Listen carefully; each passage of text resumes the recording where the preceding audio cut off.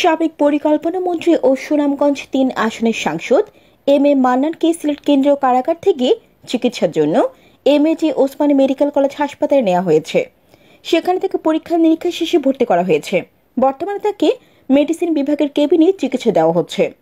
মঙ্গলবার ৮ অক্টোবর সকাল 10:30টার দিকে কড়া নিরাপত্তায় হাসপাতালে আনা হয় তাকে।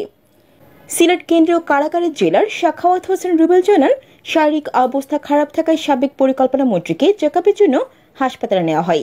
পরে চিকিৎসকরা তাকে ভর্তি করেন। তার নিরাপত্তায় জেল পুলিশের সাথে সেনাবাহিনীর সহযোগিতা নেওয়া হয়েছে। Sylhet MAG Osmani medical college হাসপাতালের উপপরিচালক ডাক্তার সৌমিত্র চক্রবর্তী জানান, সাবেক পরিকল্পনা মন্ত্রীর বুকে ব্যথা রয়েছে। এছাড়া তার ডায়াবেটিস নিয়ন্ত্রণে নেই।